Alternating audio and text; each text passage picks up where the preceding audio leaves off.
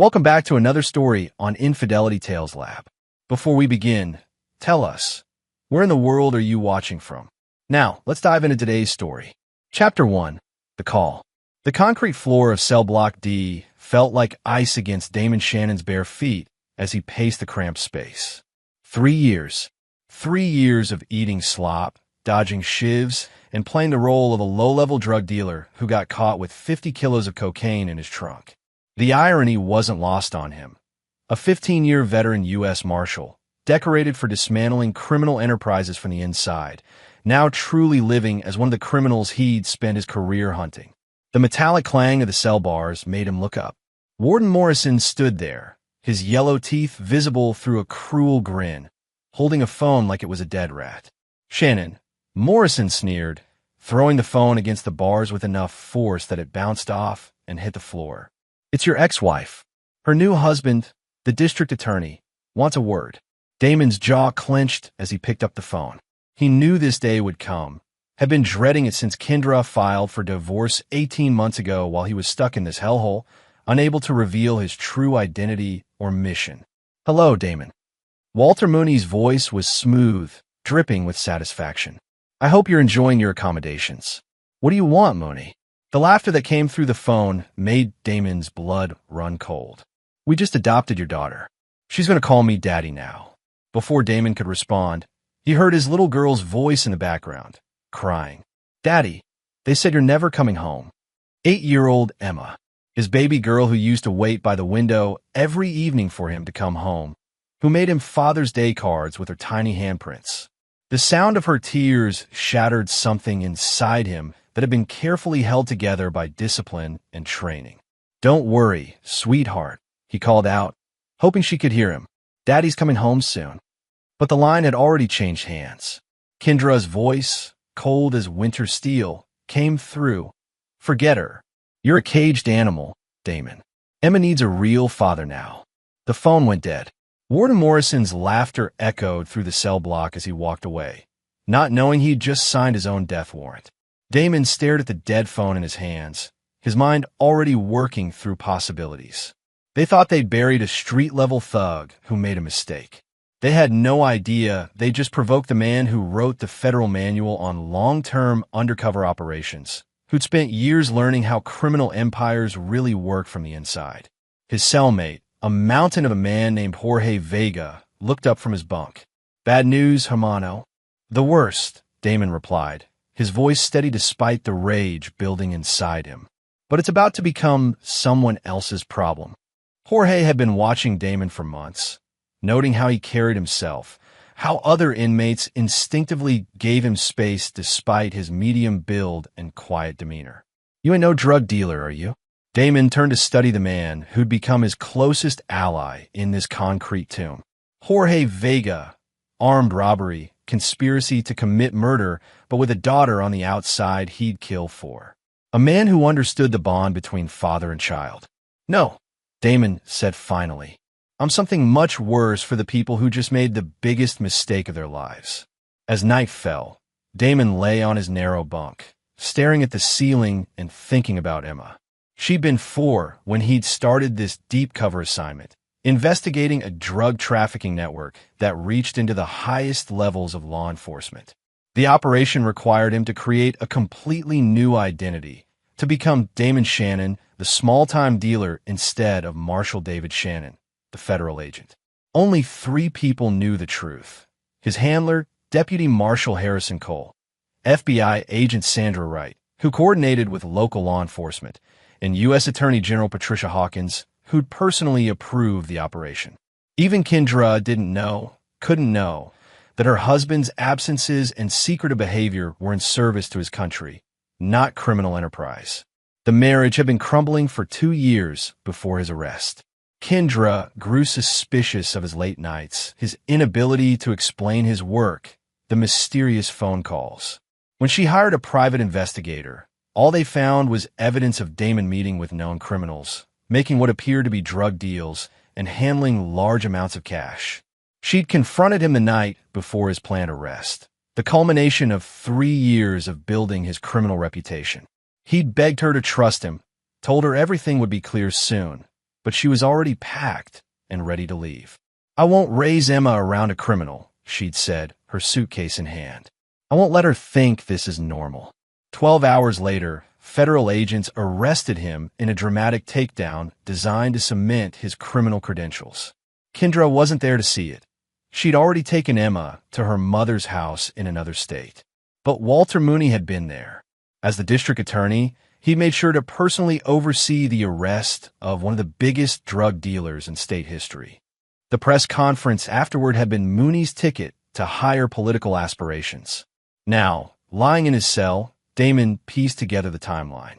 Kendra had met Mooney during the divorce proceedings.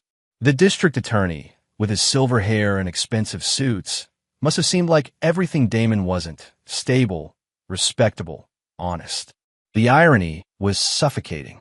"Can't sleep either?" Jorge's voice cut through the darkness. "Planning," Damon replied. "Planning what?" Damon was quiet for a long moment.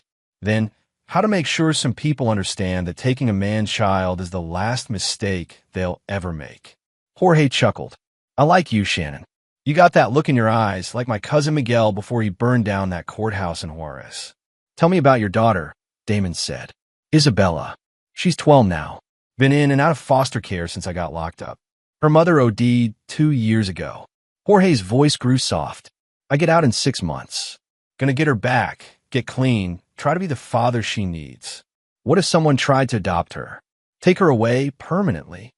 The silence that followed was heavy with understanding. Finally, Jorge spoke. "I'd burn the world down." "That's exactly what I'm going to do," Damon said. "But first, I need to get out of here." "You got a plan for that, too?" Damon smiled in the darkness. "I've got resources these people can't imagine. My handler thinks I'm maintaining my cover until we can safely extract me. He doesn't know about Emma, about what they've done. When I make contact tomorrow, everything changes." "Tomorrow?" "Rec time. There's a spot in the yard where cell phone signals reach. I've been saving this conversation for when I really needed it." Damon turned to face Jorge. "Question is, when I go, do you want to come with me?" Jorge was quiet for a long time. "You serious?" "Dead serious. But understand, this isn't about escape. This is about war. The people who took my daughter have no idea what's coming for them. And you need soldiers? I need men who understand that family is everything." Jorge extended his hand in the darkness. "Count me in, Hermano." As they shook hands, Damon felt the first piece of his plan click into place. Mooney and Kendra thought they were safe, protected by law and distance, and his imprisonment. They were about to learn that the most dangerous criminals weren't the ones behind bars. They were the ones who'd learned how to think like criminals while maintaining all the resources and training of a federal agent. The war for Emma was about to begin. Chapter 2: The Devil's Bargain. Morning came with the usual cacophony of prison sounds: guards shouting, cell doors clanging, the shuffle of feet in the corridors. But for Damon, it felt different. Today was the day he started his real work. During breakfast, he studied the layout of the cafeteria with new eyes. Not as a prisoner trying to survive, but as a federal agent planning an operation. The guard positions, the blind spots, the timing of shifts, all information he'd been unconsciously cataloging for 3 years. "You look different today," Jorge observed, cutting into his powdered eggs. "Like you found religion or something." "Something like that," Damon replied. Around them, conversations flowed in a mixture of English and Spanish, punctuated by the occasional burst of laughter or argument. To anyone watching, they looked like two inmates discussing nothing more important than the weather. But Damon was thinking about Kendra. How had she become this cold? He remembered their first date, how she'd laughed at his terrible jokes, how she'd cried during movies, how gently she'd held Emma as a baby. The woman on the phone yesterday wasn't the woman he'd married. "My wife wasn't always like this," he said quietly. Jorge raised an eyebrow. "Like what?" "Cruel. She used to have the biggest heart of anyone I knew. That's what drew me to her." Damon pushed food around his tray. "Kendra Todd was fresh out of nursing school when we met. I was working a case involving a doctor who was selling prescription drugs. She was working night shifts at General Hospital, trying to pay off student loans. What happened? I happened. 3 years of lies, of her thinking I was becoming something I wasn't. By the time she met Mooney, she probably thought he was saving her from a criminal. Damon's grip tightened on his plastic fork. She doesn't know that the man she married is the same one Walter Mooney built his political career on putting away. The irony was bitter. Walter Mooney had been riding high on the success of Operation Crossfire, the very operation Damon was conducting from the inside. Every arrest that came from Damon's intelligence, every criminal network that fell, Mooney claimed credit for. The district attorney had become the face of tough-on-crime policies, parlaying his prosecutorial success into political capital. "Recreation time," a guard shouted. Damon and Jorge joined the line of inmates heading to the yard. The autumn air was crisp, carrying the scent of changing leaves from beyond the concrete walls. For most of the men here, the yard meant basketball, weightlifting, or just walking in circles. For Damon, it meant reestablishing contact with the outside world. The spot he'd identified was behind the building that housed the prison workshop. Cell phone signals were weak throughout the facility, jammed by the prison security systems. But there was a blind spot where the jammers overlapped incorrectly. He discovered it 6 months ago, but had never used it, saving it for an emergency. This qualified. "Watch my back," he told Jorge as they approached the area. Jorge positioned himself casually, leaning against the wall with a clear view of approaching guards. Damon pulled out a small device he'd constructed from components smuggled over months, bits of wire from the workshop, a small battery from a broken radio, circuits from a calculator. It wasn't much, but it would boost a cell phone signal just enough. The phone itself had cost him 3 cartons of cigarettes and a promise to solve a territorial dispute between 2 rival groups. It was a burner, barely functional, but it would serve his purpose. He dialed a number he'd memorized years ago, one that would reach a secure line monitored 24 hours a day. Over Site 7 came the clipped response. "This is Blackbird," Damon said, using his operation code name. "I need immediate extraction authorization." A pause. "Blackbird, you're not scheduled for contact for another 2 months. What's your status?" "Compromised. Personal life breach. I need to speak with Cole immediately. Stand by." Damon watched Jorge, who was making exaggerated gestures at a group of inmates nearby, creating a distraction. Anyone watching would think they were having an animated discussion about yesterday's football game. "Shannon." Harrison Cole's voice came through, tense with concern. "What's happened?" "They took Emma." Another pause, longer this time. "Who took Emma?" "My ex-wife and the district attorney. Walter Mooney married her and adopted my daughter. They're telling her I'm never coming home." Cole's curse was creative and heartfelt. "Jesus Christ, Damon. How did this happen?" Kendra didn't know about the operation. She thought I was really dealing drugs. Filed for divorce. Met Mooney during the proceedings. Damon's voice was steady, but Jorge could see his knuckles white against the phone. "I need out. Now. It's not that simple. We're 3 months from wrapping this operation. The intelligence you've gathered is about to bring down the entire network. We can't just—" "Harrison." Damon's voice went cold. "They took my daughter. Do you understand what that means?" Cole was quiet. He'd known Damon for 8 years, had recommended him for this assignment specifically because of his dedication and stability. He'd never heard this tone in his friend's voice before. "What are you asking me to do?" "Extract me. Tonight. Make it look like I escaped. Give me access to operational funds and resources." "Damon, you're talking about going off the reservation. If you do something stupid—" "I'm not going to do something stupid, Harrison. I'm going to do something very, very smart. But I need resources to do it right." Cole understood the implication. Damon wasn't planning to simply reclaim his daughter through legal channels. He was planning something else entirely. "I can't authorize that kind of operation." "You're not authorizing anything. I'm a federal marshal who's about to escape from prison. What I do after that is my business." Damon paused. But if someone were to accidentally leave certain resources where an escaped marshal might find them, well, that would just be unfortunate operational security. It was a thin fiction, but it would provide Cole with plausible deniability. The kind of bureaucratic dance that allowed operations to happen without official fingerprints.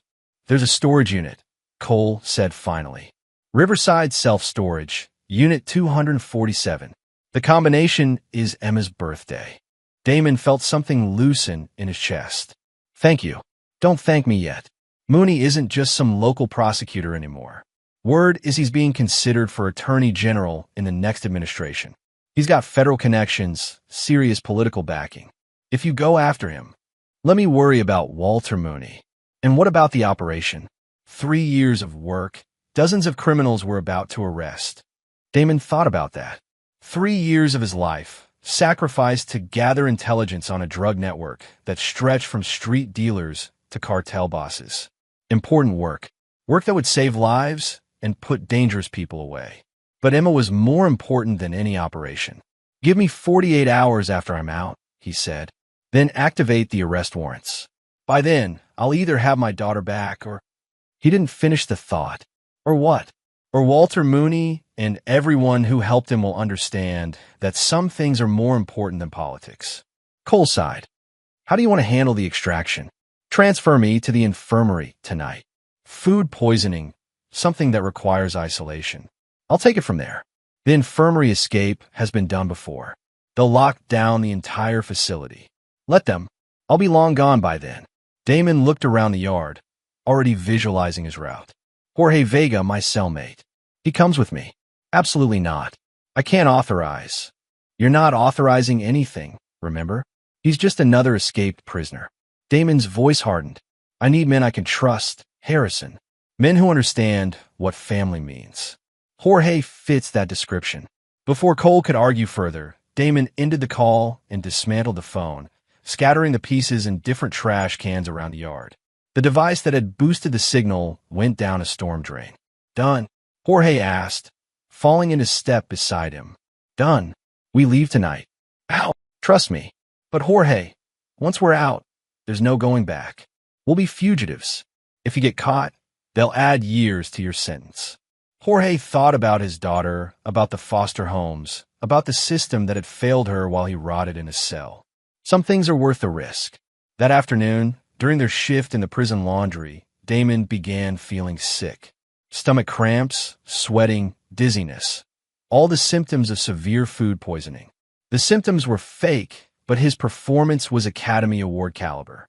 By evening, he was in the infirmary, isolated in a single room with Jorge, who had mysteriously developed similar symptoms. The night shift nurse, a tired woman named Betty who'd been working there for 15 years, checked on them twice before settling down with a romance novel and a cup of coffee.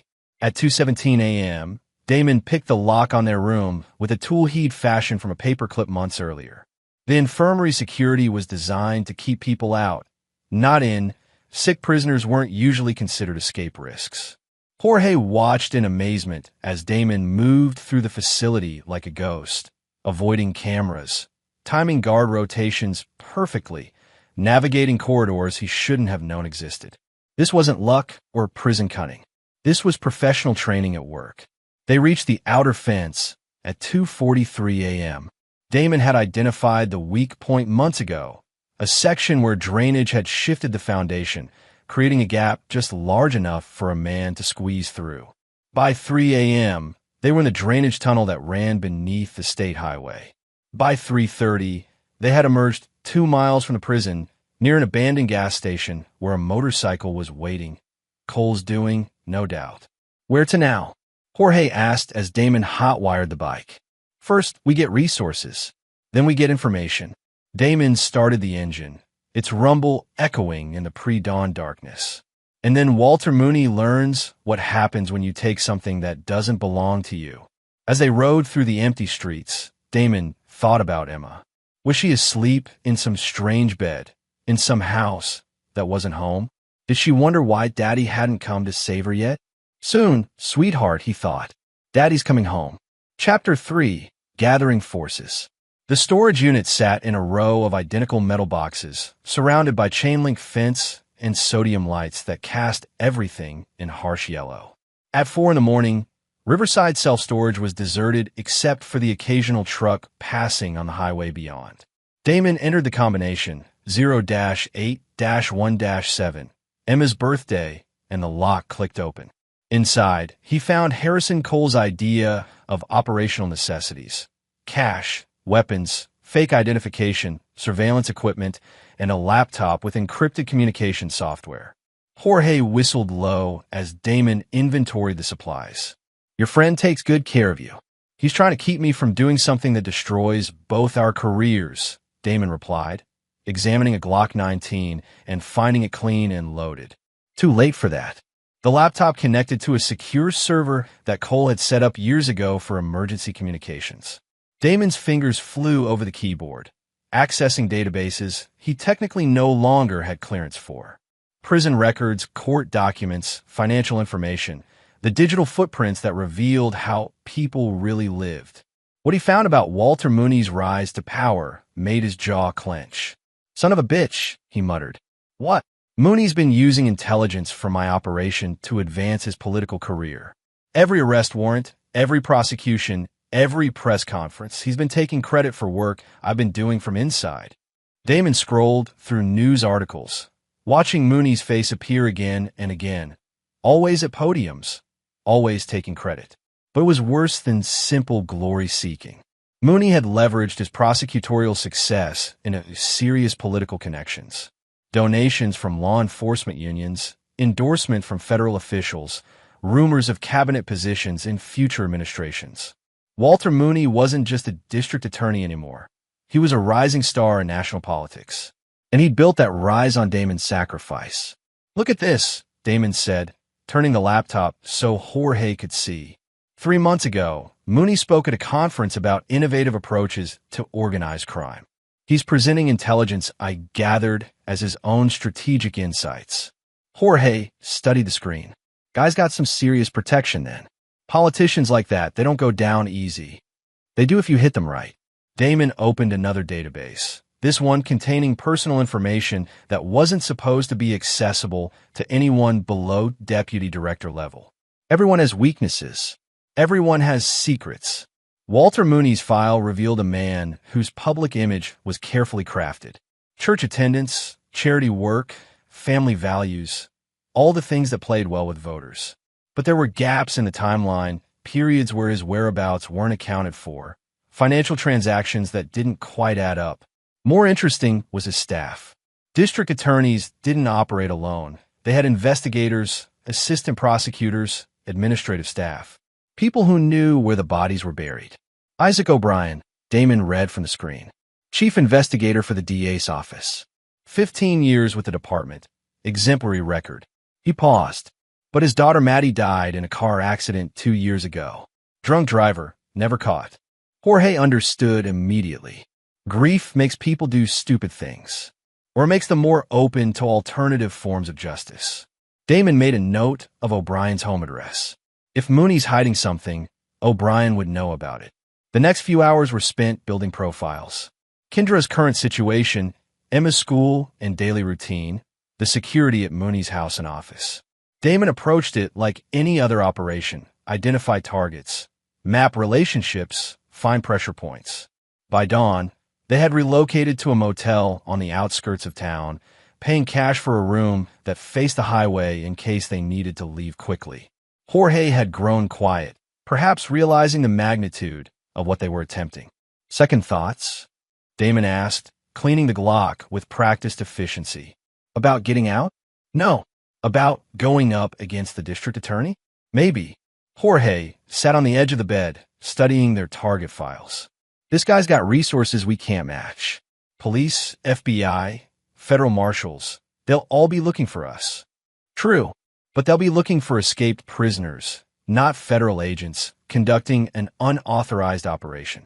Damon assembled the weapon, checking the action. Besides, Mooney's going to be arrogant. He thinks he's untouchable. The first test of that theory came at noon, when Damon placed a call to Isaac O'Brien's cell phone. "O'Brien. Mr. O'Brien, my name is David Shannon.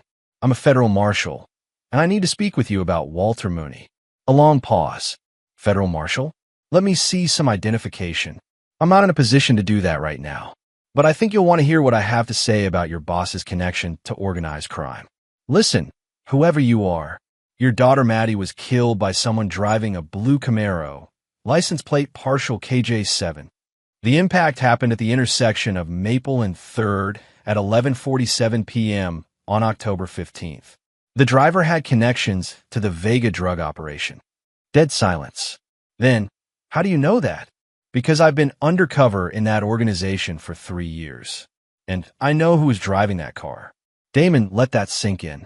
Are you interested in justice for Maddie, Mr. O'Brien? Another pause. Where do you want to meet? Lincoln Park by the Memorial Fountain. 1 hour. Come alone. Damon ended the call and turned to Jorge. Time to see if we got our first ally.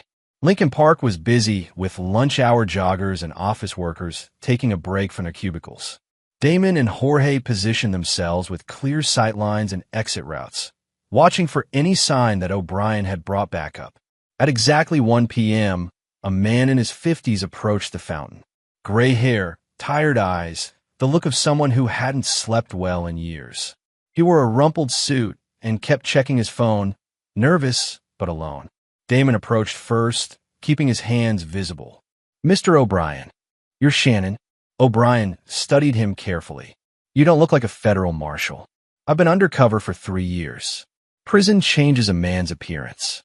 Damon gestured to a nearby bench. Shall we sit? They settled on opposite ends of the bench, while Jorge maintained his position near the park entrance. To anyone watching, they looked like two men having a casual conversation. You said you know who killed my daughter. Ramon Vega, Jorge's cousin. Damon nodded toward Jorge. He was running drugs for the network I've been investigating. High on meth, driving stolen cars, completely reckless. He should have been arrested months before the accident. O'Brien's hands clenched. Should have been. Walter Mooney had intelligence about Ramon's activities. Reports, surveillance footage, witness statements. But he held off on the arrest because he wanted to use Ramon to get to bigger targets. Damon's voice was quiet, matter of fact. Your daughter died because Mooney prioritized his case statistics over public safety. That's... O'Brien started to object, then stopped. You have proof of this. I have documentation showing that Mooney knew about Ramon's drug use and reckless driving. I have reports that were never filed, evidence that was never processed, arrest warrants that were never served. Damon pulled out a tablet, showing O'Brien a series of documents. Your boss let a dangerous criminal stay on the streets because arresting him immediately wouldn't have generated the kind of headlines he needed. O'Brien studied the documents, his face growing pale. The papers clearly showed a pattern of delayed arrests, evidence that Mooney's office had been tracking Ramon Vega for months without taking action. Why are you showing me this? Because I need your help, and because I think you deserve to know the truth about why Maddie died. What kind of help? Damon leaned back, studying the investigator. O'Brien was a good man, dedicated to his job, devastated by his loss. The kind of person who'd spent his career believing in the system, only to discover that the system had failed his daughter. I need information about Walter Mooney's current activities, his schedule, his security arrangements, his personal habits. And I need to know about his relationship with my ex-wife and daughter. You're planning something. I'm planning to get my daughter back. What that requires depends on how reasonable Mooney wants to be. O'Brien was quiet for a long time, staring at the memorial fountain. Finally, what's your real name? Deputy U S Marshal David Shannon. I've been operating under the identity Damon Shannon for the past 3 years, infiltrating a drug network that reaches into local law enforcement. The Crossfire operation. O'Brien's eyes widened. You're the inside man, the one feeding intelligence to federal prosecutors. Intelligence that Walter Mooney has been taking credit for. Damon stood up. Think about it, Mr. O'Brien.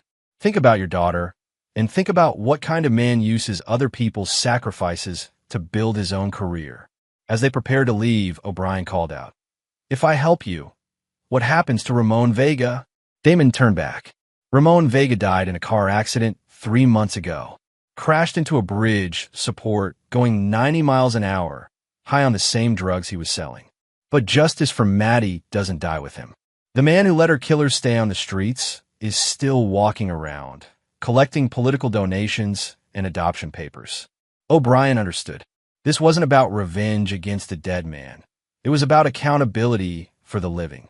For the next hour, sitting on that park bench, Isaac O'Brien told Deputy Marshal David Shannon everything he knew about Walter Mooney's current life. By evening, Damon had a complete picture: Mooney's schedule, his home security system, his relationship with Kendra, and most importantly, where Emma was going to school. But he also had something else: the growing realization that his war with Mooney was about to become much larger than a custody dispute. Walter Mooney hadn't just stolen his daughter. He'd built an entire political career on Damon's work, using federal resources for personal advancement while people like Matty O'Brien died because of his priorities. Some crimes demanded more than justice. They demanded reckoning. Chapter 4: First Blood. The elementary school was a cheerful building with painted murals and a playground that seemed designed to radiate innocence. Damon watched from across the street as children poured out at dismissal time, looking for Emma's familiar blonde curls among the crowd. There, holding hands with a woman in expensive clothing, walking toward a black SUV with tinted windows. Even from a distance, Damon could see that Emma looked smaller than she had 3 years ago, more subdued. The bright energy he remembered seemed dimmed. "That her?" Jorge asked from a driver's seat of their stolen sedan. "That's her." Damon's hands clenched as he watched his daughter being loaded into a vehicle he didn't recognize, driven by people who weren't her family. And that's Kendra. Kendra Todd. Now Kendra Mooney had changed. Her hair was styled differently, her clothes more expensive than anything she'd worn during their marriage. She moved with the confidence of someone whose financial worries had evaporated, whose social status had been dramatically elevated. But she handled Emma with casual efficiency rather than maternal warmth. No lingering hugs, no animated conversation about the school day. Just the mechanical process of getting a child from point A to point B. "Doesn't look like a happy family," Jorge observed. "It's not a family at all. It's a political prop." Damon started the car as the SUV pulled away from the curb. "Follow them, but stay back. I need to see where they're taking her." The route led through the affluent part of town, past houses with manicured lawns and gates. The Mooney residence was exactly what Damon had expected: a colonial mansion with circular driveway, professional landscaping, and security cameras at every corner. But it was the car in the driveway that made Damon's blood run cold. "Son of a bitch," he muttered. "What?" "Black sedan, government plates. That's a federal vehicle." Damon's training kicked in, identifying the model, the antenna configuration, the subtle modifications that marked it as law enforcement. "Mooney's got federal protection." Jorge frowned. "Protection from what?" "For me, probably. Someone tipped him off that I escaped." Damon pulled out his phone, dialing Harrison Cole's secure number. "Jesus Christ, Damon, where are you? Every federal agency in 3 states is looking for you." "Harrison, did you tell anyone about Emma? About why I needed extraction?" A pause. "I had to brief my supervisor. Standard protocol for compromised operations." "Who else was in that briefing?" "Deputy Director Walsh, FBI Liaison Thompson, and—" Cole's voice trailed off. "An Assistant U.S. Attorney Patricia Hawkins." Damon felt the pieces clicking together. Hawkins has been coordinating with local prosecutors on crossfire-related cases.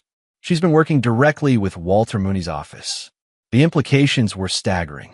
Patricia Hawkins knew about Damon's escape, knew why he'd left, and had almost certainly warned Mooney that an angry father was coming for his adopted daughter. What should have been a family dispute had become a federal incident. "Damon, you need to come in. This has gotten too big.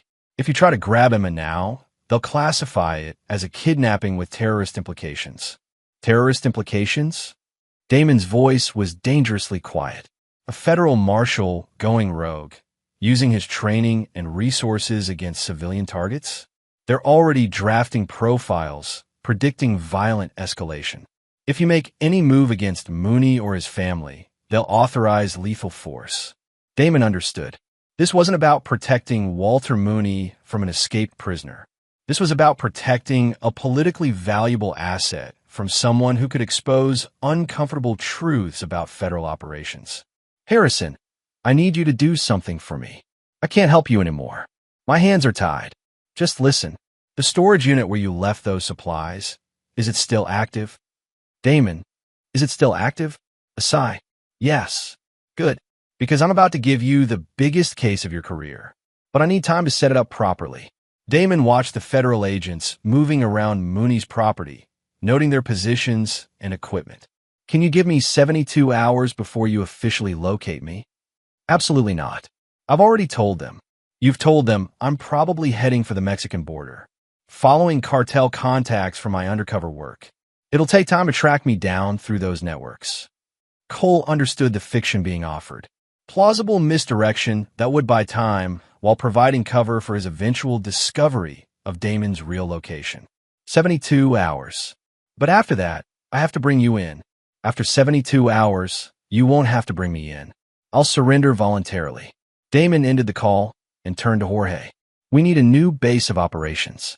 Somewhere with communication capabilities and defensive positions. I know a place, Jorge said. My cousin Miguel owns an auto repair shop on the east side. Closed down 6 months ago, but the building's still solid. Good sight lines, multiple exits, and a tunnel that connects to the storm drain system. As they drove across town, Damon's mind was already working through the complexities of his new situation. This wasn't just about getting Emma back anymore. Federal resources were being used to protect Walter Mooney, which meant federal corruption at the highest levels. Patricia Hawkins had been coordinating with Mooney's office for months, sharing intelligence from Damon's operation. How much of that intelligence had been used for political gain rather than legitimate prosecution? How many cases had been manipulated for maximum political impact? And how many other families have been destroyed while career-minded prosecutors played games with justice? The auto shop was perfect, a concrete block building surrounded by chain-link fence with clear sight lines in every direction. Miguel Vega had left it equipped with workbenches, tools, and a small office with internet access. Miguel won't mind us using this, Damon asked, examining the building's defensive possibilities. Miguel's in Juarez, waiting for his visa appeal to process. Do you want me to use it? Jorge tested the lights and found them functional. Besides, he owes me. I took a conspiracy charge that should have been his. That evening, Damon began the most important research of his career. Using skills developed over 15 years of federal service, he started building cases against everyone who had participated in destroying his family. Walter Mooney was just the beginning. Patricia Hawkins had a pattern of feeding federal intelligence to local prosecutors in exchange for political favors. The cases were solid, but the timing was always convenient for maximum media impact. Assistant Prosecutor Bradley Snyder had been using sealed federal indictments to target Mooney's political opponents, leaking information that should have been classified. FBI liaison agent Sandra Wright had been manipulating evidence databases, altering timestamps and chain of custody records to support preferred narratives. By midnight, Damon had identified a conspiracy that reached from local prosecutors' offices to federal agencies. Emma's adoption wasn't just personal. It was political insurance, ensuring that the undercover marshal at the center of their corruption couldn't threaten their careers. You look like you found something big, Jorge said, bringing coffee and sandwiches from a nearby diner. Bigger than I thought. Damon showed him the connections he'd mapped. They didn't just steal my daughter. They've been using my operation to commit federal crimes for over a year. So what's the plan? Damon leaned back in his chair, studying the evidence on his laptop screen. In 72 hours, Harrison Cole would be forced to track him down. Before that happened, he needed to ensure that everyone involved in this conspiracy faced consequences. But first, he needed to send a message that would get their attention. Isaac O'Brien is working late tonight, Damon said, checking the investigator's schedule. Security cameras show him alone in the DA's office, going through case files. And he's about to discover that someone broke into Walter Mooney's office and left some very interesting documents on his desk. Jorge grinned. Documents that prove Mooney's been corrupt? Documents that prove everyone's been corrupt. By morning, Isaac O'Brien is going to have evidence of federal crimes that will destroy half the prosecutors in this state. Damon started gathering his equipment. But more importantly, Walter Mooney is going to realize that the man he's been hiding from isn't some desperate escape convict. What is he then? Damon checked his weapon and started toward the door. Someone who knows how to bring down criminal empires from the inside. As they drove through the empty streets toward the courthouse, Damon thought about Emma sleeping in a strange house, surrounded by people who saw her as a political asset rather than a little girl who missed her father. Soon, sweetheart, Daddy's going to fix this. But first, he was going to remind Walter Mooney and his friends what happened when you made an enemy of someone who'd spent 3 years learning how criminals really thought. The war was just beginning. Chapter 5, Psychological Warfare. At 2:30 a.m., the courthouse was empty except for security guards making their rounds and Isaac O'Brien working alone in his office on the 3rd floor. Damon had studied the building's security for months during his trial, noting camera positions, guard rotations, and the maintenance schedules that created brief windows of opportunity. Getting inside was almost insultingly easy for someone with his training. O'Brien looked up as his office door opened, instinctively reaching for the service weapon he wore despite being an investigator rather than patrol officer. But he relaxed when he recognized Damon's face. "Marshal Shannon, I didn't expect to see you again so soon. I told you I needed information, but what I really need is justice." Damon entered the office and closed the door behind him. "Are you recording this conversation?" "Should I be?" "That depends on whether you want to be a witness or a co-conspirator."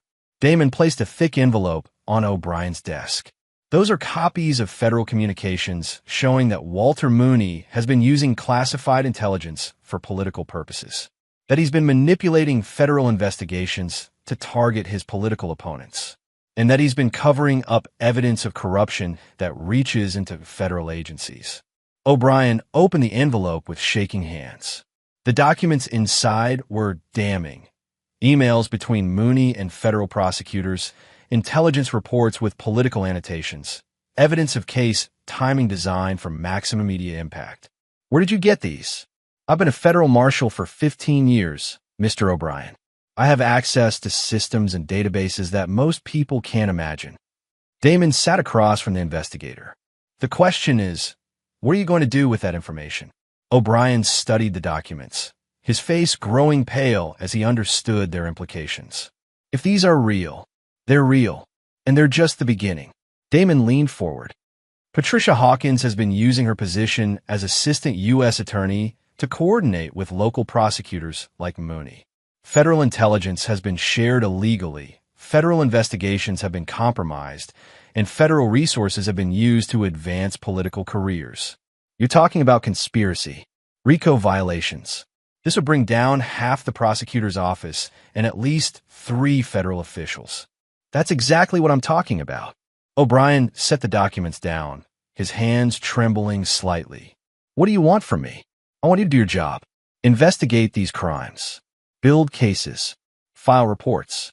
Damon stood up. "But I want you to do it quickly, because in 60 hours, I'm going to take more direct action." "What kind of direct action?" "The kind that ensures my daughter comes home where she belongs." O'Brien understood the implication. If these documents didn't produce results within Damon's timeline, he was prepared to escalate to methods that wouldn't require evidence or legal proceedings. "Marshal Shannon, I understand you're angry, but if you do something violent..." "I'm not planning violence, Mr. O'Brien. I'm planning exposure." Damon moved toward the door. Walter Mooney thinks he's protected by federal agencies and political connections. He's about to learn that the man he's hiding from wrote the federal manual on destroying criminal enterprises. And if the exposure doesn't work? Damon paused at the door. Then Walter Mooney will discover that taking someone's child creates enemies who don't recognize rules or boundaries. After leaving the courthouse, Damon drove to the residential neighborhood where Walter Mooney's house sat behind its security gates and federal protection. But he wasn't planning to approach the house. Not yet. Instead, he parked 2 blocks away and assembled a device that would have impressed his former colleagues in the Technical Services Division. Using components from the auto shop and some creative engineering, he constructed a signal interceptor that could monitor cell phone communications within a quarter-mile radius. "What's that supposed to do?" Jorge asked, watching Damon calibrate the device. "Everyone in that house has a cell phone. Mooney, Kendra, even the federal agents. People feel secure behind walls and encryption, but they forget that radio signals travel through air." Damon plugged in the final connection. "By morning, I'll know every conversation they've had tonight." The intercepted communications were enlightening. Walter Mooney was indeed worried about Damon's escape, but not for the reasons anyone might expect. His conversations with federal officials weren't about protecting his family. They were about protecting his political future. "We can't let Shannon talk to reporters," Mooney said during a call to Patricia Hawkins. "If he goes public with what he knows about Crossfire, it'll destroy the whole narrative." "The narrative's protected," Hawkins replied. "Shannon's just an escaped convict making wild accusations. No one will believe him unless he has evidence." "What kind of evidence could he have? He's been in prison for 3 years." Mooney's response revealed the depth of his paranoia. He was a federal marshal, Patricia. These people are trained to gather evidence, to build cases. If he's been preparing for this. The conversation continued for another 20 minutes, covering topics that would have interested federal prosecutors if they hadn't been compromised by the same corruption Damon was investigating.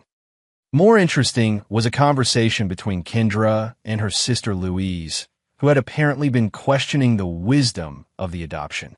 "I just think Emma's having trouble adjusting," Louise said. "She keeps asking when her real daddy is coming home." "Walter is her real father now," Kendra replied, but her voice lacked conviction. "She'll adjust. Children are resilient." "But Kendra, she's been having nightmares. And she won't eat. The school counselor says she's showing signs of trauma."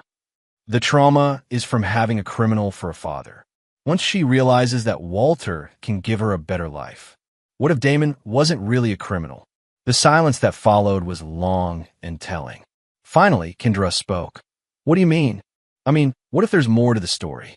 What if he was undercover or something? Those shows on TV, they always have cops pretending to be criminals. That's ridiculous. I lived with him for 8 years. I knew who he was." But Damon could hear uncertainty in her voice, doubt that hadn't been there when they'd spoken on the phone at the prison. The most revealing conversation came near dawn, when one of the federal agents protecting the house called his supervisor. "Sir, Agent Morrison here. About the Shannon situation, we've got conflicting priorities. Are we protecting a witness family? Or are we protecting political assets? What's the difference?" "The difference is that if Shannon is really the undercover marshal from Operation Crossfire, then the people we're protecting might be the real criminals." Another long pause. "Agent Morrison, you're not paid to analyze political situations. You're paid to follow orders. Your orders are to maintain security on the Mooney residence until further notice." "Understood, sir. But if this goes sideways?" "It won't go sideways if you do your job." By sunrise, Damon had a complete picture of the situation. The federal agents were uncomfortable with their assignment, but following orders. Kendra was beginning to doubt the narrative she'd been fed about her ex-husband. Walter Mooney was primarily concerned with protecting his political career rather than his family safety. And Emma was suffering. "Time for phase 2, Damon said, packing up the surveillance equipment. "Which is?" "Psychological pressure. I'm going to make Walter Mooney so paranoid that he starts making mistakes." Damon started the car. "And I'm going to make sure that every news outlet in the state knows that a federal marshal has escaped from prison to rescue his illegally adopted daughter." Jorge grinned. "Now it gets interesting." The first call went to Channel 7 News, where investigative reporter Christy Branch had built a reputation for exposing corruption in local government. "Ms. Branch, my name is David Shannon. I'm a U S Marshal, and I have information about federal corruption involving District Attorney Walter Mooney." "Mr. Shannon, are you the escaped prisoner that's been all over the news?" "I'm a federal marshal who was conducting a deep cover operation for 3 years. While I was unable to contact my family due to operational security, my wife divorced me and married the prosecutor who was taking credit for my work. Now, they've adopted my daughter and are telling her that her father is a criminal." Branch's professional instincts kicked in. "Can you prove any of this?" "I can prove all of it. Federal case files, operation records, communications between Mooney and corrupt federal officials." Damon pulled into the parking lot of the diner. "The question is, are you interested in the biggest corruption story of your career?" By noon, Damon had contacted 6 news outlets, 3 federal whistleblower organizations, and 2 congressional offices that had been investigating prosecution misconduct. He didn't provide evidence to any of them, yet, but he planted seeds of doubt raised questions that reporters would start investigating. The psychological pressure was immediate. Mooney's office received dozens of calls from reporters asking about the Shannon allegations. Federal officials found themselves answering uncomfortable questions about Operation Crossfire and the use of undercover assets. Most importantly, the narrative began to shift. Instead of a dangerous escaped convict threatening a prosecutor's family, the story became a federal marshal fighting corruption and trying to reclaim his illegally adopted daughter. "It's working," Jorge observed, watching news reports on his phone. "They're starting to question the official story." "It's a beginning," Damon replied. "But Mooney's not going to give up easily. He's got too much invested in this." That evening, the pressure escalated when Isaac O'Brien called a press conference. "After reviewing new evidence that has come to my attention," O'Brien said, standing behind a podium at police headquarters, "I am announcing a formal investigation into potential misconduct by members of this office in relation to federal prosecutions." The questions from reporters were immediate and pointed. "Is this related to the escaped prisoner, David Shannon? What kind of misconduct are you investigating? Is District Attorney Mooney implicated?" O'Brien's responses were careful but devastating. Deputy U S Marshal David Shannon was conducting a federal undercover operation. Evidence suggests that intelligence from that operation may have been misused for political purposes. The investigation will determine the extent of any wrongdoing. Watching the press conference from their hideout, Damon felt satisfied. The first phase of his plan was working perfectly. Mooney was no longer controlling the narrative.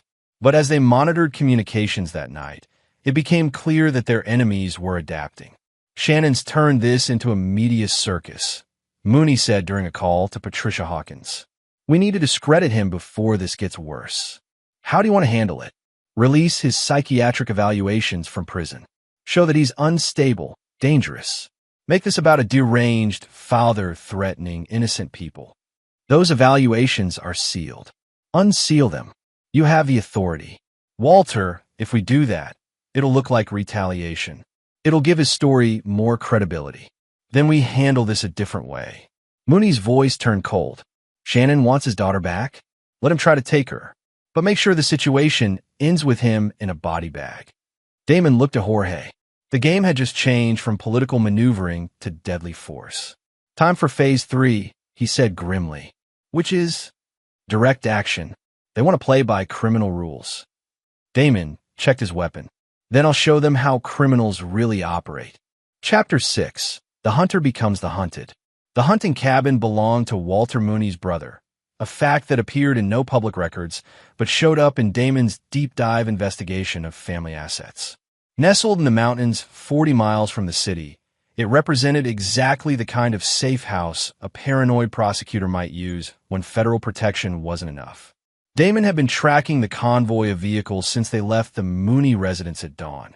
3 black SUVs with federal agents, 1 armored sedan with Walter and Kendra, and a small van that broke off in the group after 20 miles. The van contained Emma. "They're splitting up," Jorge observed from the passenger seat. "Smart play. Take the kid to a secure location while the parents go somewhere else." Not smart enough. Damon had been anticipating this move. The cabin is where they think they're safest. It's also where they're most vulnerable. The mountain roads were treacherous, winding through forests that provided excellent cover for surveillance and tactical positioning. Damon had studied these routes during his investigation, identifying choke points where a small force could control much larger numbers. But first, he needed to confirm Emma's location. The tracking device he'd planted on the van, a small magnetic unit attached during a brief stop at a gas station, showed it had stopped at a residential facility 20 miles from the cabin. When Damon drove past the location, he saw what appeared to be a private psychiatric facility, the kind of place where wealthy families sent troubled children. "Son of a bitch," he muttered. "They're having her committed." Jorge understood immediately. If she's in a mental facility, they can claim she's delusional. Anything she says about her real father gets dismissed as fantasy. And if something happens to me, she disappears into the system. Another foster kid with psychological problems. Damon's hands clenched on the steering wheel. Walter Mooney is more creative than I gave him credit for. The psychiatric facility was surrounded by high fences and security cameras, designed to keep patients in rather than intruders out. But it also had protocols for family visits, medical emergencies, and staff rotations that created opportunities for someone with the right knowledge. "I need to get her out of there before I deal with Mooney," Damon said. "But I can't do both operations simultaneously." "Maybe you don't have to." Jorge pulled out his phone. "My cousin Miguel just crossed the border. He owes me some favors, and he's got friends who specialize in extractions." "Jorge, I can't ask you to." "You're not asking. I'm volunteering." Jorge's voice was firm. "Emma's not the only kid who's been screwed by the system. Miguel and his crew, they don't like people who hurt children." While Jorge made arrangements for Emma's extraction, Damon focused on the cabin where Walter and Kendra had taken refuge. Satellite imagery showed a building designed for defense, limited access roads, clear fields of fire, secure communications equipment. But it also showed something else, a propane tank that supplied the cabin's heating system, positioned unfortunately close to the main structure. "Classic vulnerability," Damon muttered, studying the layout. "They're thinking about conventional assault, not creative demolition." By nightfall, Damon was positioned on a ridge overlooking the cabin, using military-grade optics to observe federal agents setting up a defensive perimeter. 8 agents, well-armed and professionally positioned, with clear communications and overlapping coverage. Professional, but predictable. At 10:30 p.m., Jorge called with an update. "Emma's out. Miguel's people got her during a shift change. She's safe." Damon felt a weight lift from his shoulders. Emma was secure, which meant he could focus entirely on Walter Mooney without worrying about collateral damage. "Where is she?" "Safe house across the state line. Miguel's taking her to his sister in Tucson. She'll be treated like family until this is over. Tell Miguel I owe him everything. Tell him yourself when this is finished." At midnight, Damon began his approach to the cabin. Not a direct assault. That would be suicide against 8 federal agents. Instead, he used techniques learned in 3 years of undercover work: patience, misdirection, and psychological pressure. The first phase involved the communications array that connected the cabin to federal command. A few strategically placed charges, detonated remotely, would isolate the defenders and create uncertainty about the nature of the threat. The second phase targeted the propane system. Not an explosion. That would be too obvious and potentially lethal. Instead, a carefully controlled leak that would force evacuation while creating the impression of a much larger and more sophisticated attack. The third phase was pure theater, projecting voices and sounds that would convince the defenders they were facing a large assault team rather than a single federal marshal with a grudge. At 12:47 a.m., the communications array went dark. At 12:52 a.m., propane alarms began shrieking inside the cabin. At 1 a.m., speakers hidden around the perimeter began broadcasting tactical communications that suggested a coordinated assault by multiple teams. The effect was immediate and predictable. Federal agents, trained to respond to conventional threats, found themselves facing a situation that didn't match their protocols. Communication with command was impossible. The cabin was potentially about to explode, and enemy forces appeared to be coordinating attacks from multiple directions. The evacuation was swift and professional, exactly as Damon had anticipated. Within 10 minutes, all personnel were clear of the building and taking defensive positions in the surrounding woods, which left Walter and Kendra Mooney alone in the cabin, cut off from protection and facing what they believed was a massive federal assault. Damon's voice came through speakers he'd positioned inside the building during his earlier reconnaissance. "Walter, this is Deputy Marshal David Shannon. I think it's time we had a conversation." From his position in the woods, Damon could see Mooney moving frantically through the cabin, searching for weapons or communication devices. Kendra appeared to be in shock, sitting motionless in the main room. "I know you can hear me, Walter. Your federal protection is gone. Your communication is cut. Your allies can't help you." Damon's voice was calm, professional. "But I'm not here to hurt you. I'm here to offer you a choice." Mooney's response came through a window he'd opened. "What kind of choice?" "You can resign from office, divorce my ex-wife, and disappear from our lives forever. In exchange, I don't release the evidence I've gathered about your corruption to every news outlet in the country. You're insane if you think. Or, Damon continued, you can keep fighting. Keep trying to destroy my family. Keep using federal resources to protect your political career. His voice hardened. But understand that if you choose that path, I will systematically dismantle everything you've built. Your career, your reputation, your political future, all of it will burn. Kendra's voice joined the conversation. Damon, is that really you? Hello, Kendra. The news reports, they said you were a federal marshal, that you were undercover. I've been undercover for 3 years, investigating the drug network that Walter's been prosecuting. Every case he's won, every headline he's generated, every political connection he's made, it's all been built on my work. That's impossible. You were dealing drugs. I saw the evidence. You saw what you were supposed to see. What I needed you to see to maintain my cover. Damon's voice softened. I couldn't tell you the truth. Too many lives depended on the operation staying secret.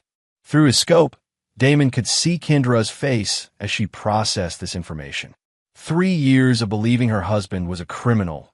3 years of guilt and anger and betrayal, suddenly recontextualized. You let me think. She started, then stopped. I'll let you think what you needed to think to keep you and Emma safe. If my cover had been blown, the people I was investigating would have killed all of us. Walter Mooney's voice cut through the conversation. Even if that's true, you abandoned your family. You chose your job over your wife and daughter. I chose to protect them, and I chose to serve justice. You chose to steal my family while I was serving my country. Damon's voice turned cold. You chose to build your career on my sacrifice. You chose to adopt my daughter as a political trophy. Emma needed a stable home. Emma needed her father. But you made sure she couldn't have that. The conversation continued for another hour, with Damon systematically dismantling every justification Mooney offered. By dawn, it was clear that negotiation wasn't going to resolve the situation. Walter Mooney was too invested in his political future to simply walk away. And Kendra, despite her growing doubts, wasn't ready to abandon the life she'd built with her new husband. Last chance, Walter, Damon said as the sun rose over the mountains. Resign and disappear, or face the consequences. Go to hell, Shannon. Wrong answer. At 6 a.m., every news outlet in the country received a comprehensive package of evidence documenting federal corruption in the Mooney administration. Financial records, communication transcripts, operational reports. Everything needed to prove that Walter Mooney had been using classified federal intelligence for political gain. By 8 a.m., Patricia Hawkins was under arrest for conspiracy and abuse of federal authority. By 10 a.m., 3 assistant prosecutors had been suspended pending federal investigation. By noon, Walter Mooney's political career was over. But Damon wasn't finished. The real reckoning was just beginning. Chapter 7. The Reckoning. The federal courthouse in downtown was surrounded by news vans and protesters by the time Walter Mooney arrived for his emergency hearing. His political career was in ruins, his federal allies under arrest, and his carefully constructed public image crumbling under the weight of evidence that painted him as a corrupt opportunist who'd built his success on classified intelligence. But he still had Emma's adoption papers, still had legal custody of Damon's daughter, and he was determined to use that as leverage. Damon watched from across the street, no longer hiding his presence. The manhunt had ended when Harrison Cole officially located him that morning, accepting his surrender in front of television cameras. But Damon's surrender came with conditions. Full immunity in exchange for testimony about federal corruption and a federal review of Emma's adoption. You sure about this? Jorge asked. He'd also surrendered, though his deal was more complicated. Deportation back to Mexico rather than additional prison time, with Miguel's help in establishing a new life across the border. I'm sure. Damon checked his watch. Mooney thinks he's going to negotiate from a position of strength. He's about to learn otherwise. Inside the courthouse, Walter Mooney sat with his attorney, a high-priced criminal defense lawyer who specialized in political scandals. Across the table, federal prosecutors were presenting their case for corruption charges that would result in decades in prison. But Mooney's focus was on the custody hearing scheduled for that afternoon. Even if they convict me on corruption, he told his lawyer, I still have legal custody of the girl. Shannon can't touch that without going through family court. His attorney, Bradley Snyder, wasn't optimistic. Walter, your legal position is compromised. If Shannon can prove the adoption was fraudulent, how can he prove that? I followed all legal procedures. Kendra was the custodial parent. She had the right to consent to adoption, but she was deceived about Shannon's true identity. If he was really a federal marshal on an undercover assignment, that's his story. Where's his proof? The proof arrived 20 minutes later in the form of Deputy Director Walsh from the U S Marshal Service, carrying classified files that documented every aspect of Operation Crossfire. Mr. Mooney, Walsh said, settling into a chair across from the defendant, I think we need to discuss your unauthorized use of classified federal intelligence. The files Walsh opened contained 3 years of operational reports, all signed by Deputy Marshal David Shannon and classified at the highest levels.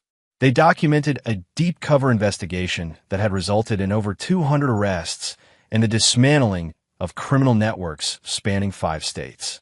They also documented how Walter Mooney had systematically used intelligence from that operation to advance his political career.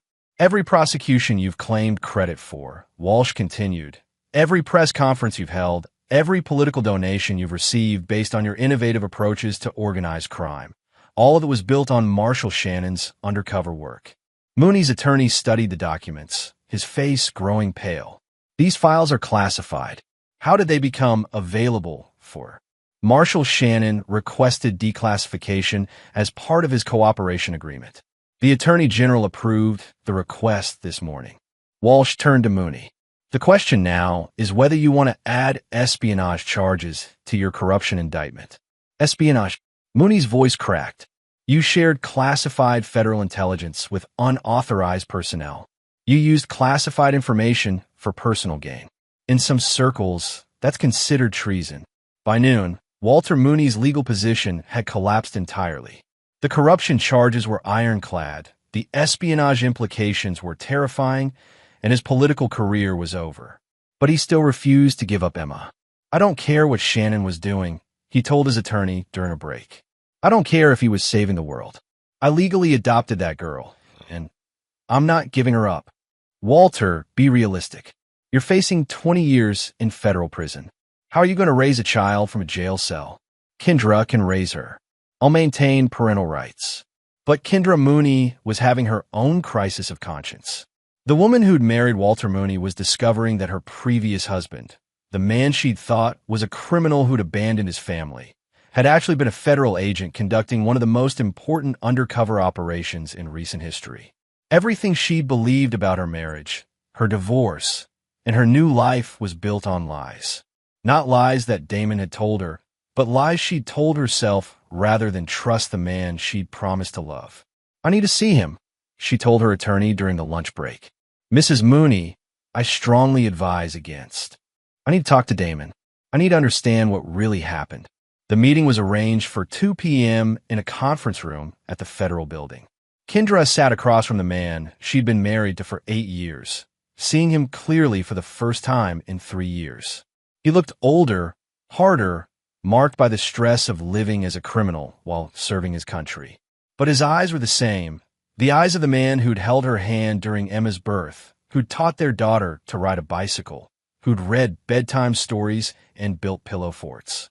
I'm sorry, she said finally. For what? For not trusting you. For not believing that you had reasons for the things you were doing.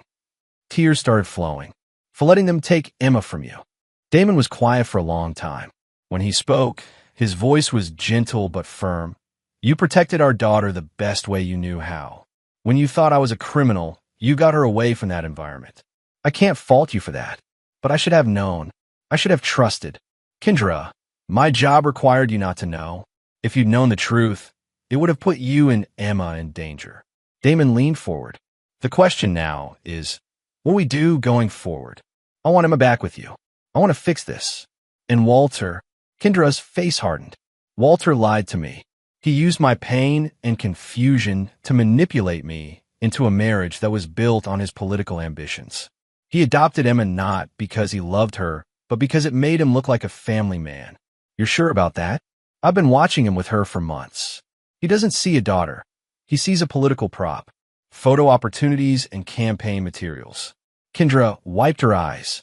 Emma asks about you every day. She doesn't understand why her daddy doesn't come home. That afternoon, the custody hearing became a formality. With Kendra's testimony supporting Damon's claims, with federal evidence documenting his true identity and mission, and with Walter Mooney facing federal corruption charges, the judge had little choice but to void the adoption and restore Emma to her biological father. But Damon's victory was tempered by the knowledge that Walter Mooney was still fighting. "This isn't over," Mooney told his attorney as they left the courthouse. "Shannon thinks he's won, but he doesn't understand how deep this goes. I have friends in federal agencies, connections in Congress. They won't let a rogue marshal destroy everything we've built." His attorney looked at him with something approaching pity. "Walter, it's over. Take the plea deal, serve your time, and try to rebuild your life afterward." "No. Shannon wants a war. He's got one." That evening, as Damon prepared to reunite with Emma, Jorge brought troubling news. Miguel intercepted some communications. Mooney's people are planning something. Jorge showed Damon encrypted messages on his phone. They're talking about permanent solutions and eliminating the threat. Damon studied the messages, recognizing the coded language of people planning violence. How serious are they? Serious enough that Miguel thinks we should disappear. Take Emma and run, start over somewhere else. Damon considered the option. He could take Emma and vanish, use his martial training to create new identities and build a quiet life somewhere Walter Mooney could never find them. But that would mean letting the corruption go unpunished. It would mean allowing federal resources to be misused while criminals in positions of authority escape justice. "No," he said finally. "We don't run. We finish this." "How?" Damon smiled grimly. "Walter Mooney wants to play by criminal rules? Then I'll show him how real criminals handle people who threaten their families."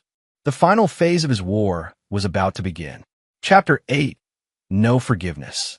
Emma Shannon was smaller than Damon remembered, more fragile, her blonde hair darker and her eyes holding shadows that hadn't been there 3 years ago. When he walked into Miguel's safe house in Tucson, she looked up from the coloring book she'd been working on and stared at him for a long moment, as if trying to decide whether he was real. "Daddy." Her voice was barely a whisper. "Hey, baby girl." Damon knelt down to her level, fighting back tears. "I'm sorry it took so long to come home." Emma launched herself into his arms with the kind of desperate energy that children reserve for moments when their world finally makes sense again. For 10 minutes, they just held each other while Miguel's family politely found excuses to be elsewhere. "Are you really my daddy?" Emma asked finally. "The lady at the hospital said I was confused, that Walter was my daddy now. I'm really your daddy, and no one is ever going to take you away from me again. Why didn't you come home before? Mommy said you were in jail because you were bad." Damon chose his words carefully. "I was helping catch bad people, sweetheart. Sometimes to catch bad people, good people have to pretend to be bad too. It's like playing dress up, but for grown-ups with very important jobs." Emma considered this with the seriousness that 8-year-olds bring to adult explanations. "Were you pretending to be bad so you could catch the real bad people?" "That's exactly right. And now the real bad people are caught. Most of them." Damon smoothed her hair. "But Daddy has to make sure the rest of them can't hurt our family anymore." That evening, while Emma slept in the back room, Damon met with Miguel and Jorge to plan the endgame. The intelligence Jorge had gathered painted a clear picture. Walter Mooney, facing federal prison and the complete destruction of his political career, had decided that eliminating Damon was his only path to survival. "He's hired contractors," Miguel explained, showing photos on his laptop. 3 men with military backgrounds, probably mercenaries. "They've been asking questions about you in the city, offering money for information." Damon studied the photos, recognizing the type. Former Special Forces soldiers who'd turned their skills toward less legal pursuits. Dangerous, but predictable in their methods. "They're professionals," Jorge observed. "This isn't going to be easy." Professional mercenaries are easier to deal with than desperate amateurs, Damon replied. They're motivated by money, not passion. They'll follow predictable tactics and have standard equipment. What's the plan?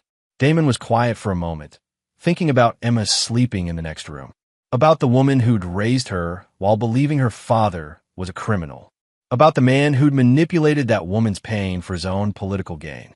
We eliminate the threat, he said finally. Permanently. Jorge and Miguel exchanged glances. They'd both known this moment would come, the point where legal solutions gave way to practical ones. All of them? Miguel asked. All of them. Mooney, the mercenaries, anyone else who thinks they can threaten my family. Damon's voice was calm, matter of fact. I spent 3 years learning how criminal organizations really work. The only language they understand is overwhelming force. The trap was set for the following evening, using intelligence about the mercenaries' planned approach to Miguel's safe house. Damon had chosen the battlefield carefully, an abandoned warehouse district where collateral damage would be minimal and escape routes were numerous. But first, he had one more conversation to finish. Kendra arrived at the safe house the next morning, driving alone as Damon had requested. She looked older, worn down by months of guilt and confusion. When she saw Emma playing with Miguel's children, speaking a mixture of English and Spanish, she started crying. She looks happy, Kendra said. She's resilient. Children usually are. Damon poured coffee and sat across from his ex-wife. But she's been damaged by what happened. It'll take time to heal. I want to help. I want to be part of her life again. Damon studied the woman he'd once loved, seeing traces of the person she'd been before fear and manipulation had changed her. That depends on what you're willing to do to earn that privilege. Anything. Walter Mooney is planning to have me killed. Tonight, probably. 3 mercenaries are going to try to eliminate the threat to his political future. Damon's voice was steady. I'm going to stop them. But afterward, there will be consequences. Kendra understood the implication. You're going to kill them. I'm going to protect my family from people who want to destroy it. And Walter Mooney chose to escalate this situation beyond legal remedies. He'll face the consequences of that choice. Kendra was quiet for a long time, staring into her coffee cup. Finally, what do you need from me? I need you to testify about everything you know. The adoption process, the political motivations, the pressure you received to cooperate. Damon leaned forward. And I need you to understand that after tonight, Walter Mooney will no longer be a factor in our lives. You mean he'll be dead? I mean he'll no longer be a threat to Emma's safety or happiness. That afternoon, Damon spent time with Emma, taking her to a park where she could play while he watched for surveillance. She chattered about school, about the friends she'd made in Tucson, about the books she'd been reading. Normal 8-year-old conversations that reminded him what he was fighting for. Daddy, are we going to live here now? She asked as they walked back to Miguel's house. Would you like that? I like Miguel's family, and I like speaking Spanish, but I miss our old house. We can't go back to our old house, sweetheart, but we can find a new house just for us. With a big yard for a dog? Definitely with a big yard for a dog. Emma smiled, the first completely unguarded smile he'd seen from her since their reunion. Can we get a German Shepherd? Like the police dogs on TV. We can get whatever kind of dog you want. That evening, as the sun set over the desert, Damon prepared for the final confrontation. The weapons Miguel had provided were military grade. The communications equipment was state-of-the-art, and the tactical plan was designed to ensure no one escaped to threaten his family again. You sure about this? Jorge asked, checking his equipment one final time. I'm sure. Damon looked back at the house where Emma was having dinner with Miguel's family, safe and happy and unaware that her father was about to commit murder to keep her that way. Some things can't be forgiven. Some people can't be allowed to live. And after tonight, Emma and I disappear. New identities, new life, somewhere Walter Mooney's friends can't find us. Damon checked his watch. But first, we remind these people what happens when you threaten a federal marshal's family. The warehouse district was dark and quiet when the mercenaries arrived. 3 vehicles, professional spacing, careful surveillance of the target building. They moved like the soldiers they'd once been, efficient and coordinated. They never saw the trap closing around them. Damon had positioned himself with clear fields of fire, overlapping coverage zones, and multiple escape routes. Jorge and Miguel controlled the perimeter, ensuring no one could flee once the engagement began. The fight lasted less than 10 minutes.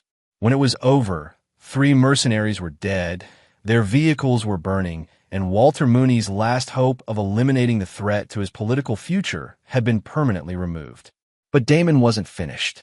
At midnight, Walter Mooney was awakened in his federal holding cell by guards who informed him he had a visitor. The meeting room was empty except for a man Mooney initially didn't recognize, someone older, harder, wearing the kind of expression that suggested violence was always an option. "Hello, Walter." Recognition dawned slowly. "Shannon, how did you?" "I'm a federal marshal with 20 years of experience. Getting access to federal facilities isn't as difficult as you might think."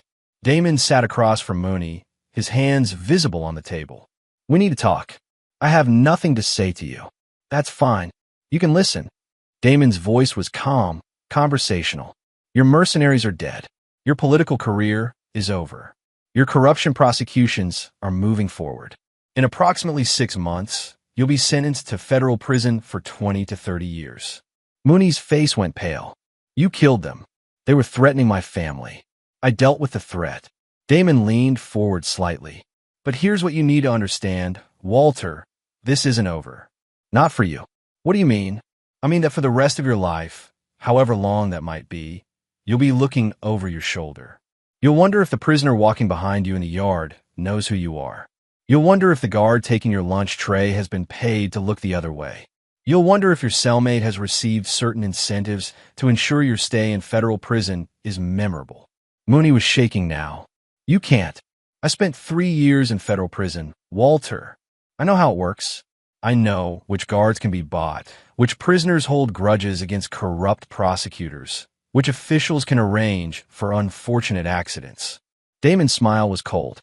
"Most importantly, I know how to ensure that word spreads about exactly what you did to my family." "Shannon, please. 20 to 30 years is a long time, especially when everyone knows you're the corrupt prosecutor who tried to steal a federal marshal's daughter." Damon stood up. "Enjoy your retirement, Walter. I hope it's everything you deserve." As Damon walked toward the door, Mooney called out, "What about Kendra? What about your ex-wife?"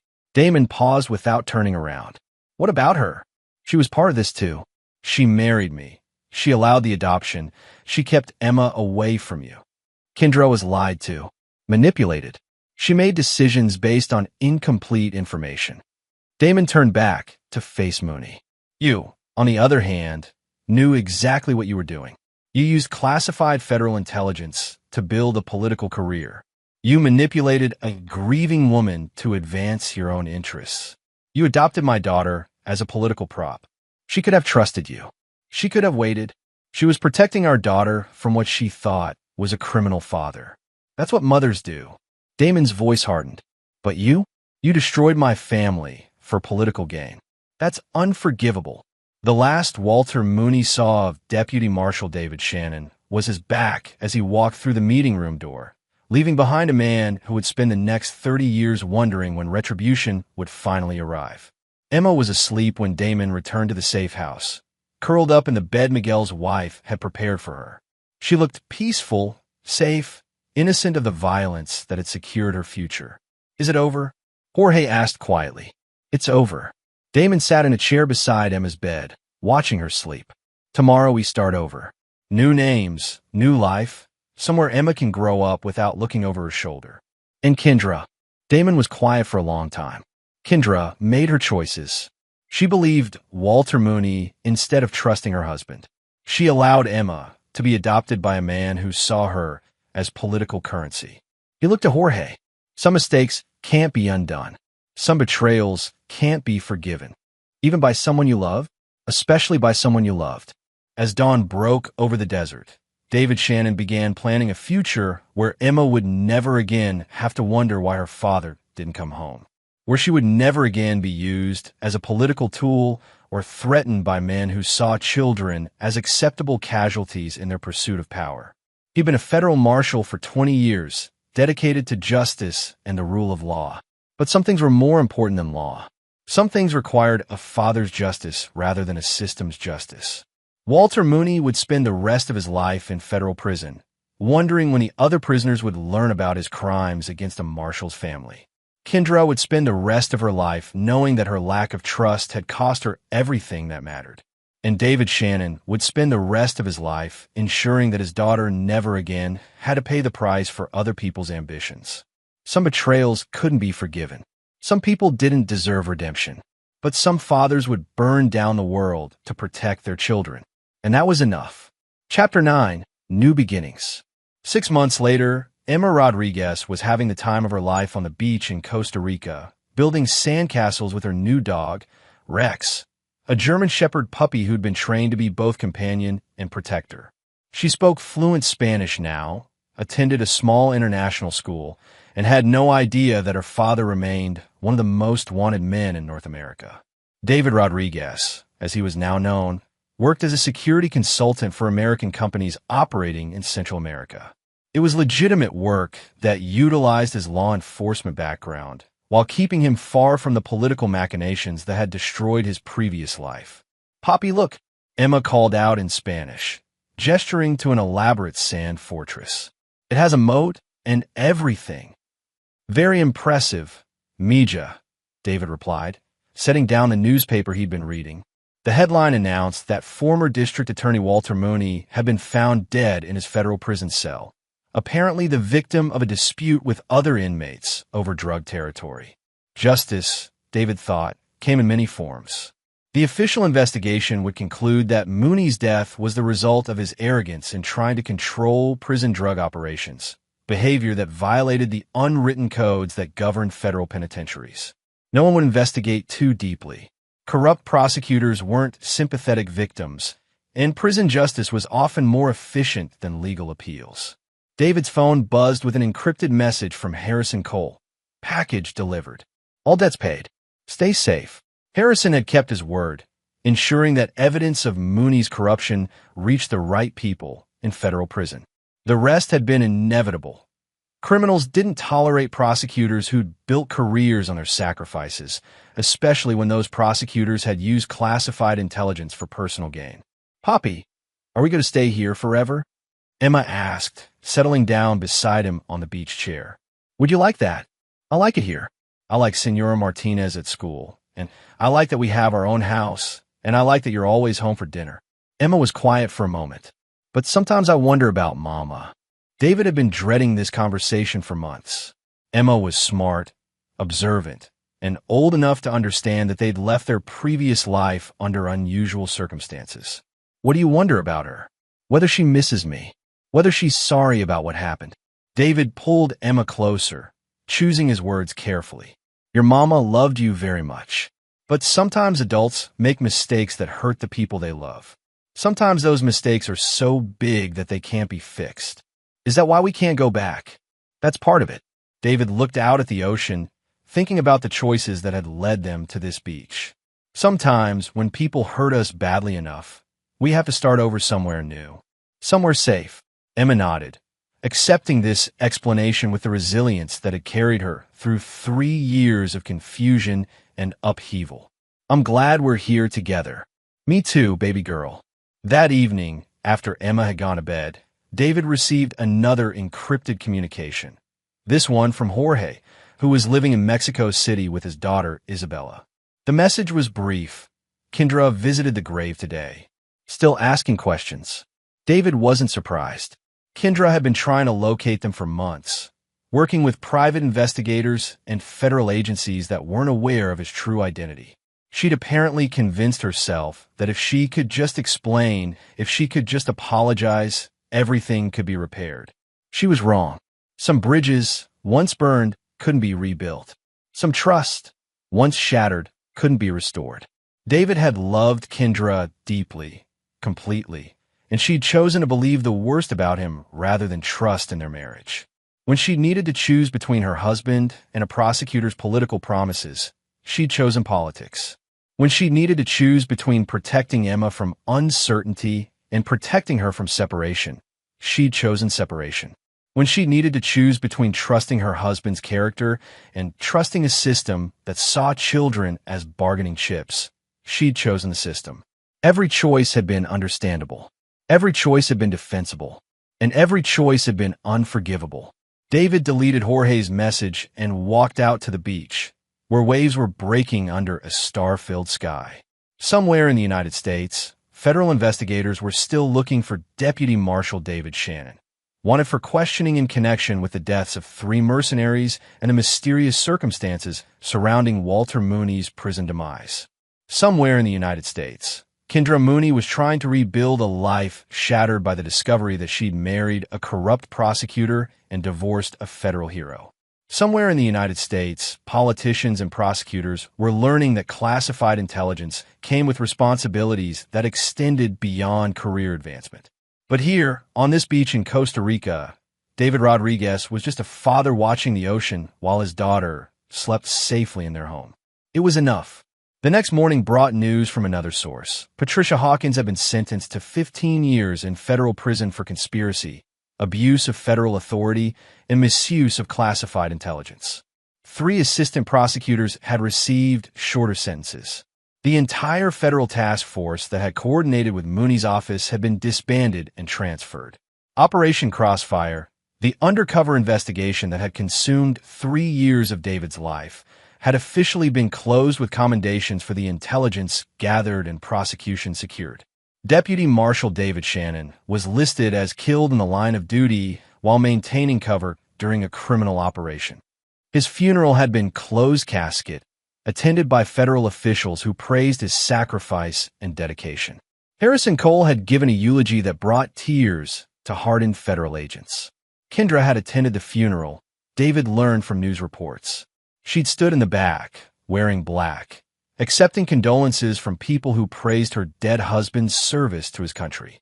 The irony was perfect.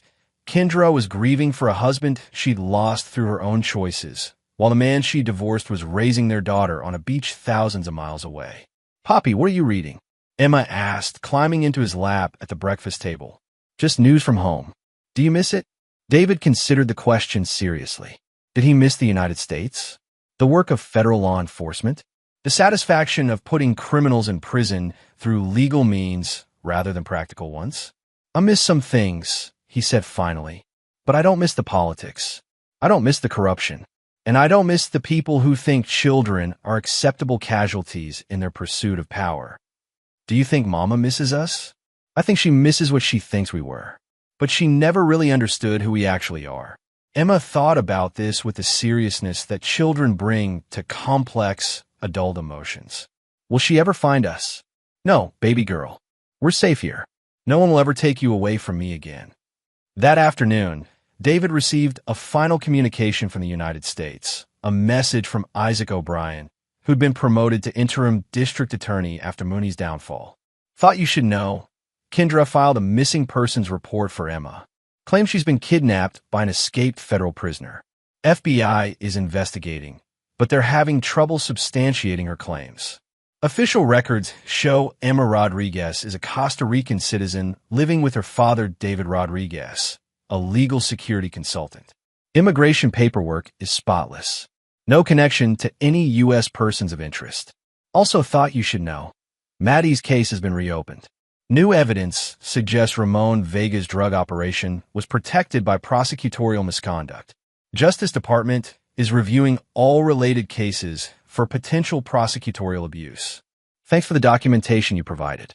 Justice comes in many forms. Stay safe. You've earned it." David deleted the message and walked down to the beach, where Emma was teaching Rex to fetch coconuts in the surf. She was laughing, completely present in the moment, untroubled by the political machinations that had once threatened to destroy her childhood. That evening, as they sat on their porch watching the sunset, Emma asked the question David had been expecting for months. "Poppy, what happened to Walter?" David had prepared for this conversation, knowing that Emma's intelligence and curiosity would eventually lead to these difficult topics. Walter was a bad man who hurt a lot of people. Eventually, the other bad people he'd hurt decided they didn't want him around anymore. Did he go to jail? He went to jail, and then he went away permanently. Emma nodded, accepting this explanation without requiring details about the specific mechanism of Mooney's departure from the world. Good, she said simply. He was mean to you, and he was mean to me. How was he mean to you? He never talked to me like I was real, only when there were cameras or other people watching. And he got angry when I asked about you. Emma threw a stick for Rex, who bounded after it enthusiastically. He told me my real daddy was never coming home. But I did come home. You always come home, Poppy. That's what real daddies do. That night, after Emma had gone to bed, David sat on his porch with a beer and thought about the path that had led them to this place. 3 years of undercover work, a marriage destroyed by necessary secrets, a daughter stolen by political ambition, a war fought with federal resources and criminal methods, all of it leading to this: a beach house in Costa Rica, a little girl who felt safe, and a father who'd learned that sometimes justice required operating outside the law. His phone buzzed one final time. Another encrypted message, this one from an unexpected source. This is Kendra. I don't know if this number still works, but I needed to try. I know you're out there somewhere with Emma. I know you're keeping her safe. I know I don't deserve forgiveness, but I needed you to know that I understand now what I lost. I understand what my choices cost all of us. I hope someday you can forgive me. I hope someday Emma can forgive me. I hope you're both happy, wherever you are. I love you both. I'm sorry. David read the message twice, then deleted it without responding. Forgiveness wasn't impossible, but it wasn't necessary either. Emma was safe. Emma was happy. Emma was growing up with a father who would never let politics or ambition threaten her again. That was enough. Some mistakes were too fundamental to repair. Some betrayals cut too deep to heal. Some people didn't deserve second chances, not because they were evil, but because the cost of trusting them again was too high. David Rodriguez finished his beer, checked the locks on his doors, and went to bed knowing that his daughter would wake up safe, loved, and free from the corruption that had once threatened to consume their lives. In the morning, they would build more sandcastles. Emma would practice her Spanish with Senora Martinez. Rex would chase seabirds along the surf. And somewhere in the United States, the people who tried to use an 8-year-old girl as a political token would continue facing the consequences of their choices. Some fathers forgave. Some fathers forgot. Some fathers believed in redemption and second chances. And some fathers burned down anyone who threatened their children, then disappeared to build new lives where their children could grow up safe. David Rodriguez was the latter kind of father. And Emma Rodriguez was the luckiest little girl in Costa Rica. Epilogue. 2 years later, Emma Rodriguez celebrated her 10th birthday on the beach behind their house, surrounded by friends from her international school and adults who knew David only as a successful security consultant who'd moved to Costa Rica for a quieter life. The party was everything a little girl's birthday should be: laughter, games, too much cake, and a father who was present for every moment.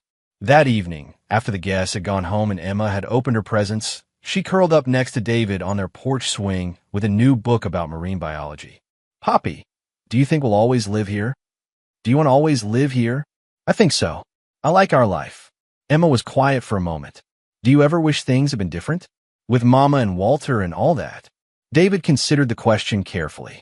Did he wish Kendra had trusted him? Did he wish she'd been patient enough to let him complete his mission before judging his character? Did he wish she'd protected Emma without destroying their family? I wish your mama had made different choices, he said finally. But if she had, we might not be here. We might not have Rex, or this house, or your friends at school. We might not have learned that we're strong enough to build a good life anywhere. So even bad things can lead to good things? Sometimes. But that doesn't make the bad things okay. It just means that strong people can build good lives even after bad things happen. Emma nodded, accepting this wisdom with a grace that had carried her through more upheaval than most children ever experience. I'm glad we're strong, Poppy. Me too, baby girl. Me too. As the stars came out over the Pacific Ocean, David Rodriguez held his daughter and thought about the choices that had brought them to this moment.